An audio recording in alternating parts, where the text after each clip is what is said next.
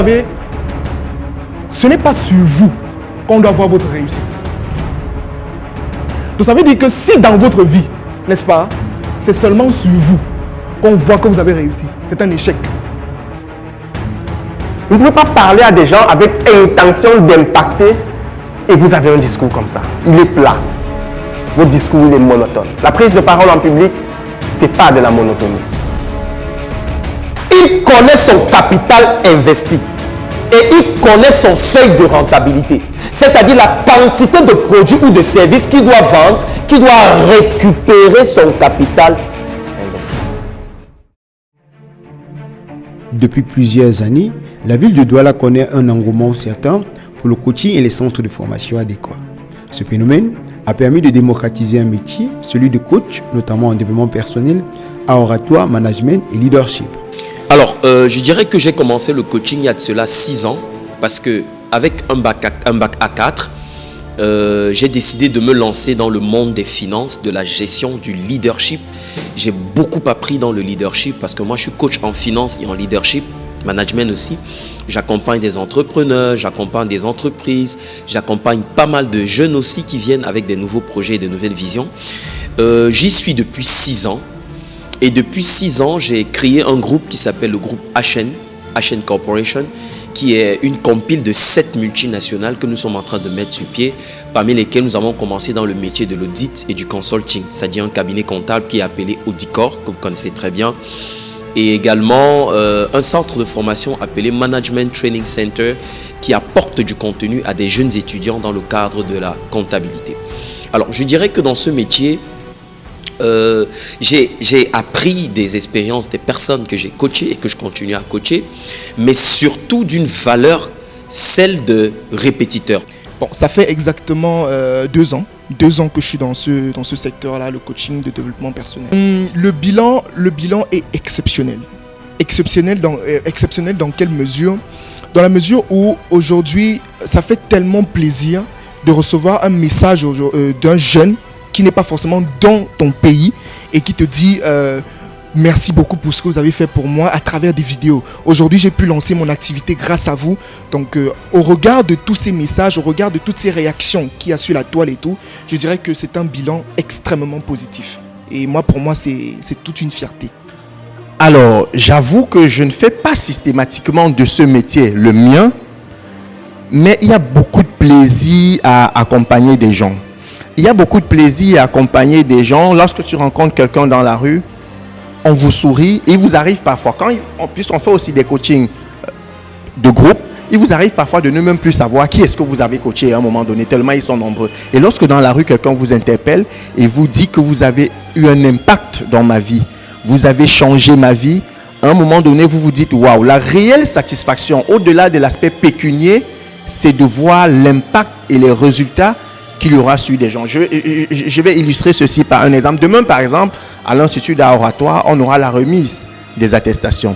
Et pendant cette remise, généralement, on regarde le parcours des apprenants, d'où est-ce qu'ils sont partis et où est-ce qu'ils sont arrivés. Et aussi, on écoute leurs déclarations. Quel est l'impact de notre travail sur leur vie au quotidien? Et ce sont que des résultats positifs qui nous donnent envie de continuer de travailler. Après, ça fait combien de temps qu'on le fait? Personnellement, je ne suis pas un ancien dans le domaine. Moi, je suis à peine à moins d'1 an dans le domaine et je m'y plais plutôt bien. Nous sommes à Douala, précisément à Deido, dans le 5e arrondissement de la ville.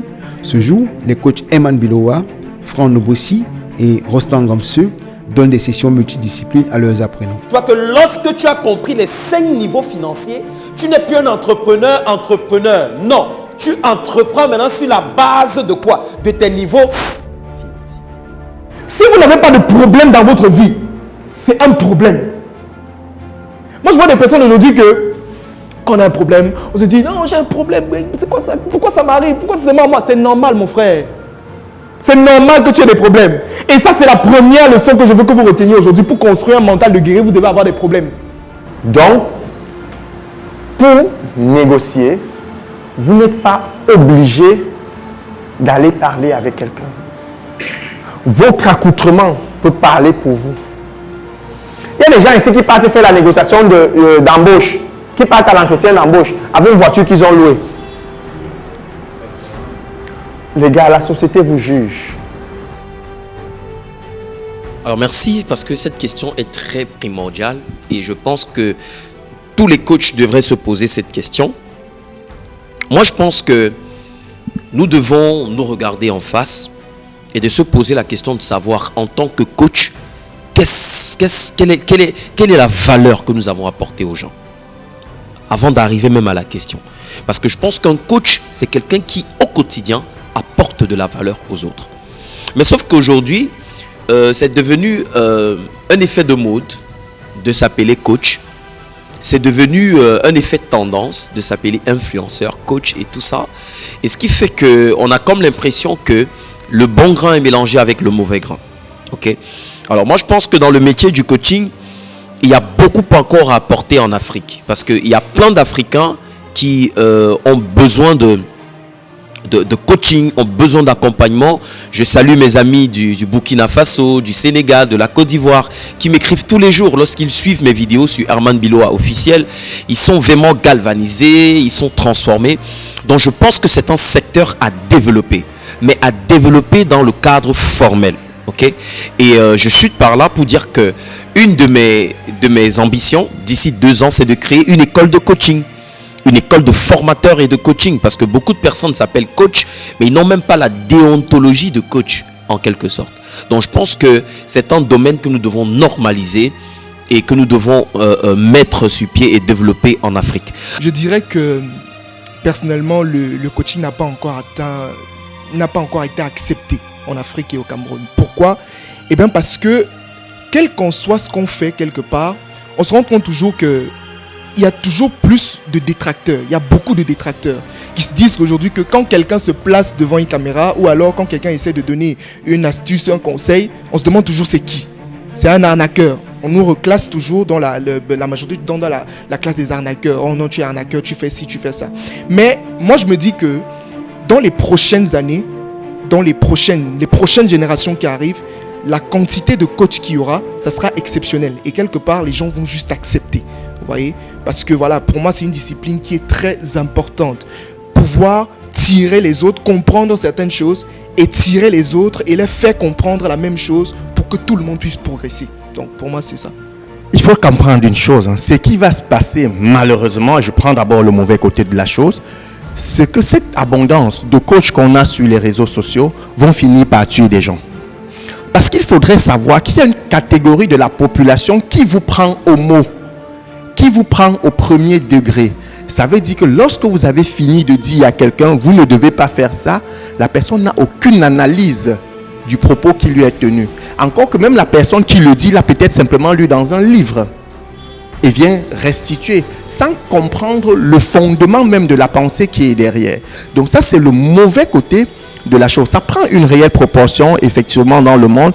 Au Cameroun en particulier, le souci avec c'est qu'il n'y a pas une école où on part ici au Cameroun, par exemple, à ma connaissance, pour devenir coach. On n'a pas besoin d'un diplôme spécifique pour devenir coach. C'est pour ça que vous verrez que plein de gens se jettent dans le domaine. C'est pour ça que je me dis à la fin que les gens vont beaucoup plus souffrir. Mais autant les gens vont souffrir, ça démontre qu'il y a un marché derrière.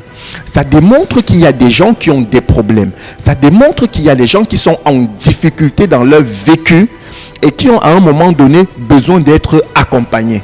Donc les personnes qui auront compris et qui vont se former pour de vrai vont tirer leur épingle du jeu. Le coaching au Cameroun est très vite devenu indispensable à une catégorie de personnes. Le phénomène de coaching touche messieurs et madame tout le monde en quête d'expérience, de formation, de confiance en soi et de compétences. Alors, une séance de coaching a 3 phases. La première phase, c'est la phase du diagnostic, où vous échangez avec la personne afin d'identifier son problème exact.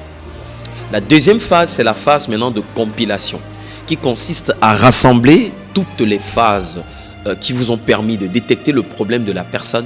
Et la dernière phase, c'est la formation et l'accompagnement. Alors, comment se déroule une séance de coaching? Bon, le coaching, il y a principalement d'abord le coaching de groupe, c'est-à-dire des formations. Vous pouvez faire une grande conférence où vous allez partager sur une thématique claire. Ou alors, il y a ce qu'on appelle des coachings individuels, c'est-à-dire un tête-à-tête avec une personne qui va vous parler d'un domaine, soit peut-être de l'entrepreneuriat, soit peut-être de son projet, soit de sa situation familiale, ou j'en passe. Vous voyez? Là maintenant, c'est à vous maintenant, vraiment à travers l'expérience que vous avez et en fonction de la personne qui est en face de vous, vous allez essayer de lui donner des techniques et des stratégies pour pouvoir s'en sortir. Donc c'est un peu ça. Alors, une séance de coaching, j'avoue que personnellement, je m'appesantis généralement sur 2 types de coaching.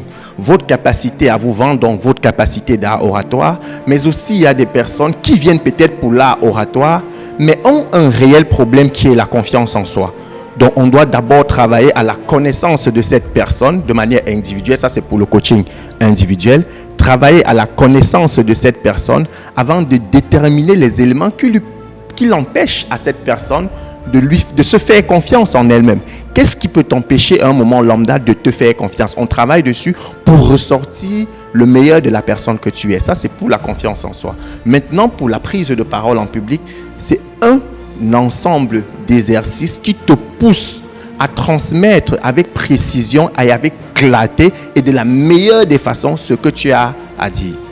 Ces dernières années, de nouvelles formes de coaching ont surgi, notamment des séminaires de formation, des masterclass, des coachings en privé et des coachings en présentiel. Et nos coachs n'ont pas manqué de donner leur point de vue là-dessus, ainsi que le type de coaching qui fait très de préférence pour eux. Ma préférence, c'est le coaching de masse. J'aime influencer les masses, j'aime influencer les personnes.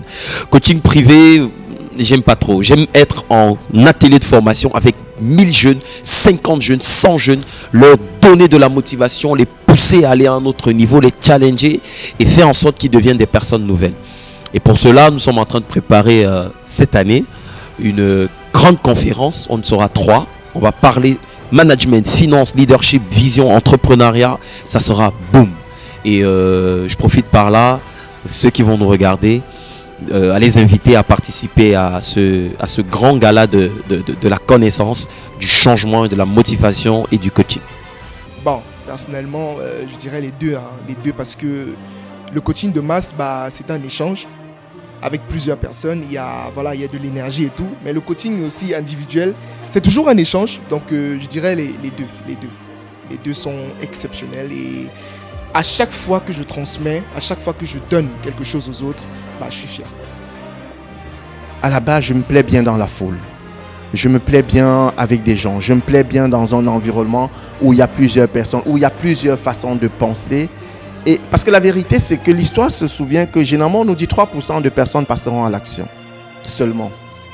Et parfois, vous prenez des gens même en individuel, le résultat escompté n'est pas forcément derrière. Parce qu'ils ont refusé de se laisser transformer. Je me plais certes dans les deux, mais je me préfère encore mieux dans un coaching de masse. Mais qu'est-ce qu'un coaching? Face à cette question, chacun des coachs qui ont prêté de leur voix à notre micro en ont apporté une définition adéquate et sont allés jusqu'à faire une différence entre coaching et motivation. Le métier de coach, c'est un métier qui demande de l'expérience, qui demande d'être un modèle, un exemple, parce que pour conduire les autres dans quelque chose, il faudrait que vous-même, vous soyez l'exemple de cette chose. Donc je pense que le métier du coaching, c'est un métier qui demande d'abord à faire ses preuves, à commencer à travailler, à montrer l'exemple et surtout à être un modèle de valeur pour pouvoir influencer les autres. Le coaching et la motivation, je pense qu'il n'y a pas de différence parce que coacher quelqu'un, c'est le motiver à atteindre ses objectifs. Donc je dirais que en réalité, le coaching, c'est la mère de la motivation. Donc, moi, la motivation découle en quelque sorte du coaching. Parce que lorsque vous coachez quelqu'un, vous l'amenez d'un point A vers un point B. Et pour amener quelqu'un d'un point A vers un point B, il y aura des moments où il va vouloir lâcher. Il y aura des moments où il va vouloir ne plus faire ce que vous lui demandez de faire. Il y aura des moments où il va perdre en fait l'appétit de cette soif de succès. Il va falloir lui donner une bonne dose de motivation. Qu'est-ce que le coaching? Déjà, je vais prendre le coaching. Le coaching, c'est une discipline qui, au fil du temps, en Afrique du moins, a été vraiment biaisée parce qu'aujourd'hui, dès que quelqu'un pose une question, donc dès que quelqu'un se place devant une vidéo et il dit les 3 clés pour, on l'appelle coach. Maintenant, le coaching quelque part, c'est de prendre une personne à l'état au niveau 1 et l'emmener au niveau 10 à travers des stratégies, des outils et des techniques. Vous voyez, donc c'est ça le coaching. Mais je prends par exemple, s'il faut prendre peut-être le cas d'un coach sportif, il prend une équipe qui est en phase de poule et il les emmène en finale, voire même pourquoi pas remporter une coupe.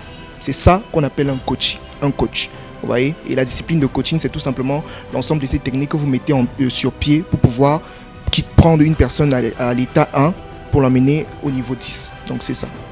Coaching et motivation. Donc, je dirais que la motivation est incluse dans un domaine du coaching, qui est le coaching de développement personnel. Vous voyez, donc il n'y a pas vraiment une différence entre les deux. Coaching de développement personnel. Et dans le développement personnel, vous allez pouvoir voir la motivation. Donc c'est un peu ça. Alors, j'avoue qu'on va parler de coach, on va parler de coaching. Mais le coach, c'est qui?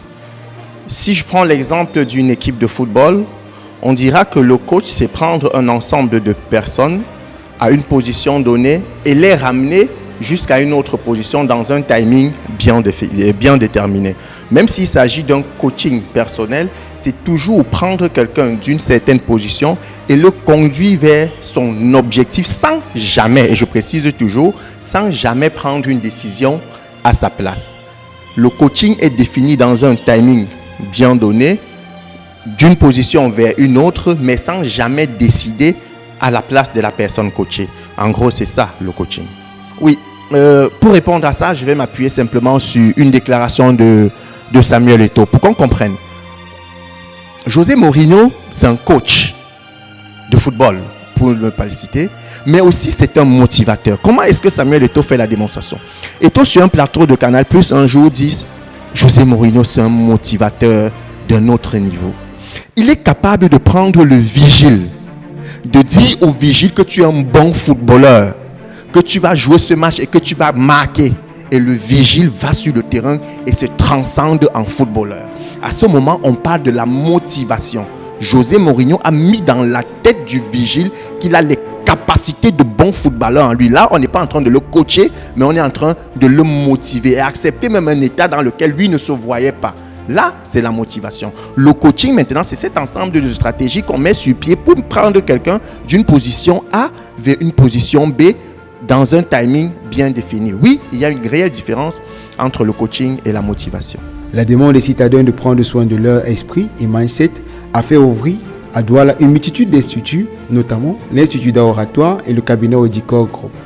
Le coaching privé, quant à lui, est également devenu une pratique moins prisée au pays des lions indomptables, car les personnes qui souscrivent préfèrent celui de masse à cause du coût moins élevé au détriment du coaching secret, qui n'est pas toujours à la portée du Camerounais moyen en termes de rémunération et de rapport qualité-prix. Alors, une séance de coaching, normalement, doit coûter 200 000. Vous allez comprendre pourquoi. Je dis bien 200 000, une séance de coaching. Pourquoi? Si quelqu'un est capable de te faire rattraper 5 ans en arrière de ta vie, en seulement 1 heure de temps, je pense que ça vaut de l'or. Ça vaut de l'or. Je ne dirais pas qu'il y a une tarification fixe par rapport aux séances de coaching. Tout dépend du cas qu'on traite, tout dépend de la personne. Vous n'allez pas me dire que si j'ai un grand Samuel Eto'o en séance de coaching, peut-être en management, dans le cadre de la FECA Foot, je vais faire une note de 20 000 francs ou de 25 000 francs. Mais non, la note sera proportionnelle au contenu et à la personne. Donc je pense qu'une séance de coaching en moyenne pour une personne normale, elle peut varier entre 25 000 et 100 000, voire 200 000 en montant. Bon, c'est une question quand même assez pertinente. Bon, ce qu'il faut comprendre déjà dans le coaching, c'est que vraiment ça varie. Mais si on va aller vraiment dans le sens global, les services d'un coach partent de 10 000 à la centaine de millions. Vous voyez? Maintenant, si on veut parler de coach professionnel, on est autour d'1 million en montant. C'est comme ça. Alors, à ce niveau, il s'agit d'un métier qui n'est pas standardisé. Il s'agit d'un métier qui n'a pas de normes réelles dans le jargon. Ça veut dire que c'est chacun qui fixe ses prix.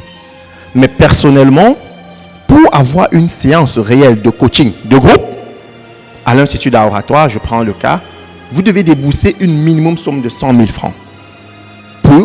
Par personne, bien sûr. Si vous voulez maintenant un coaching personnalisé, il faut aller chercher vers les 250 000.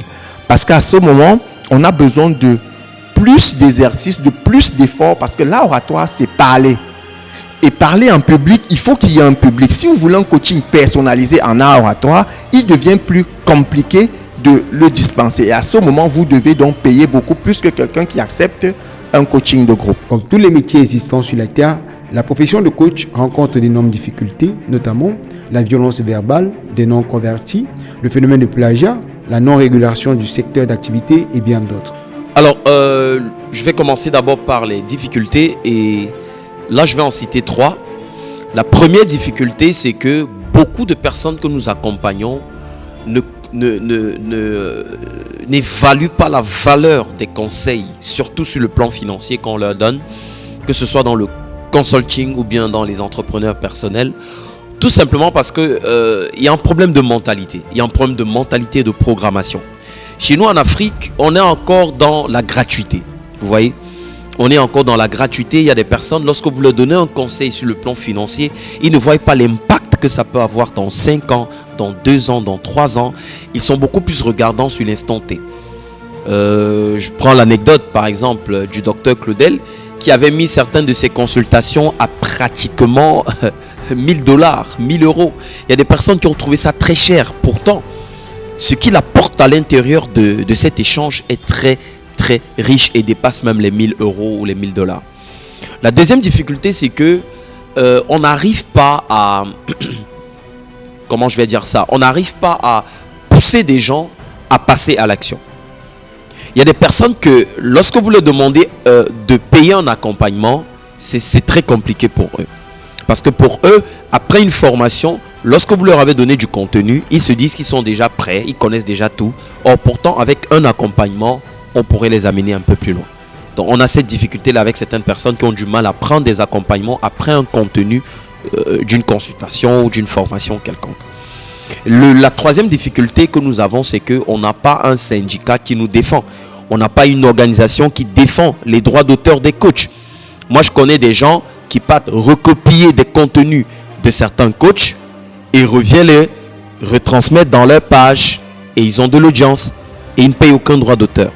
Donc je pense que c'est une autre difficulté qui fait en sorte que parfois même, quand on a des contenus qu'on divulgue sur nos pages, il y a des personnes qui hackent nos comptes, qui prennent des contenus vidéo, d'autres hackent nos formations. Donc je pense que l'autre difficulté au quotidien, comme vous l'avez dit, c'est un organe qui est capable de protéger l'art que nous pratiquons. Bien évidemment qu'il y a des difficultés. Par exemple, énormément d'haters, c'est-à-dire tu peux rester comme ça, tu reçois des messages violents. C'est-à-dire violents, genre une personne qui te dit par exemple que le jour que je vais te rencontrer en séminaire, on va bagarrer, des trucs comme ça. Ça, ce sont des menaces, vous voyez. Et après, maintenant, c'est aussi un métier qui demande beaucoup de culture. Il faut constamment se cultiver, lire, regarder des documentaires. Tout le temps se cultiver. Vous ne devez jamais cesser d'apprendre quand vous êtes un coach. Donc, c'est un peu ça. Alors, il faudrait comprendre une chose. Le métier de coach a cela de particulier. Prenons par exemple le métier de psy. Je rentre un peu dans les psys pour vous faire comprendre que il y a des patients qui refusent de se faire soigner. Parce que ce que les gens n'ont pas compris, c'est que comme je le dis toujours dans mes formations en art oratoire, moi je ferai 40% de la formation, mais c'est toi la personne coachée, c'est toi l'apprenant qui fera le 60%. Alors le risque c'est que j'ai en face de moi quelqu'un qui n'est pas réellement envie de se laisser transformer. Parce que les gens qui se font coacher à un moment acceptent de subir une transformation. Et lorsque vous refusez de subir la transformation, on peut se retrouver à côté de la plaque. Et le risque, c'est que quelqu'un te retrouve dans la rue pour un résultat qui n'aurait pas marché pour lui et qu'il te dise n'importe quoi, qu'il t'attaque même s'il le faut. Oui, vous pouvez donner un conseil à quelqu'un qui s'en va l'appliquer pour des coachs de vie, pour des coachs sportifs, pour les autres coachs. Et ça ne marche pas comme il avait escompté et finalement, vous vous retrouvez en difficulté. Et pour nous ici, lorsqu'on dit à quelqu'un de développer sa capacité en art oratoire, ceux qui n'ont pas compris que l'art oratoire commence après la formation, quelqu'un qui a fini sa formation en art oratoire a besoin d'un terrain d'entraînement, il finit sa formation et il va dormir sur ses lauriers. Un jour, il se retrouve face à un public et il se retrouve en difficulté, il estime que vous ne lui avez pas donné le bon enseignement. Ça aussi, ce sont des éléments qui nous perturbent dans ce qu'on fait à longueur de journée. Mais de plus en plus, ils ont compris, ils ont intégré et on a davantage de résultats. Comme beaucoup de grands centres urbains, la métropole économique du Cameroun a succombé au phénomène de coaching et de motivation. Mais face à cet engouement, la profession aura besoin tôt ou tard de s'organiser pour réussir à mieux se professionnaliser.